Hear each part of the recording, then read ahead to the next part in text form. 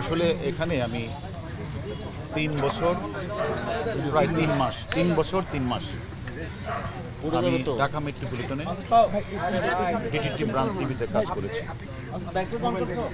সবাই চুপ করেন। এই কাজ করাকালীন সময়ে আপনারা সবসময় আমার পাশে ছিলেন এবং আমি চেষ্টা করেছি ঊর্ধ্বতন কর্তৃপক্ষের নির্দেশ মেনে ডিবিকে একটা সাধারণ মানুষের আস্থার জায়গায় দোরগোড়ায় নিয়ে যাব। এবং আমি কিন্তু আমার এই চাকরির 3 বছর 3 মাসকালীন সময়ে আমি সাধারণ মানুষের কাছে ডিবিকে একটা আস্থার জায়গায় পরিণত করেছি। বাংলাদেশের প্রতিটি মানুষ তথা বিশ্বের মানুষ জানে যে কারো কোনো সমস্যা হলে ডিবিতে গেলে প্রবলেমটা সলভ হতে পারে। এই মনে করে অসংখ্য মানুষ আমাদের কাছে আসছে।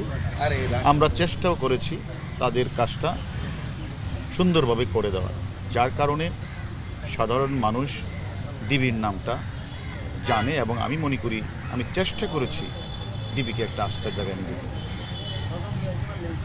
এখন আমি মনে করি আমার ঊর্ধ্বতন কর্তৃপক্ষ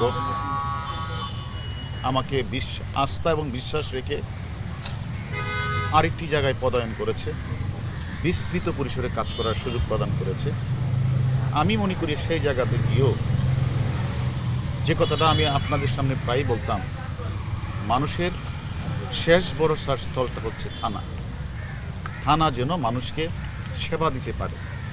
আমি চেষ্টা করব সাধারণ মানুষ থানায় এসে যেন সেবাটা পায়, থানায় যেন মানুষ আসে, যে কোনো ঘটনায় থানায় যেন গিয়ে মানুষ তার জিডি করা, মামলা করা এটা যেন করতে পারে।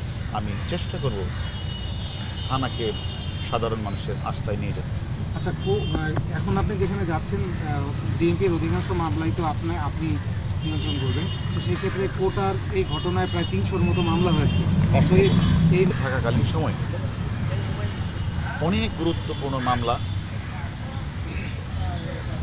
অনেক বড় বড় ঘটনা ডিবিতে ঘটেছে।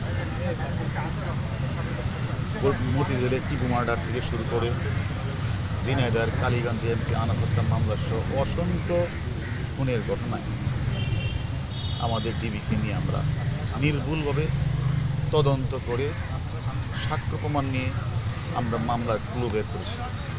কোনো নিরীহ লোককে কিন্তু আমরা অ্যারেস্ট করি নাই।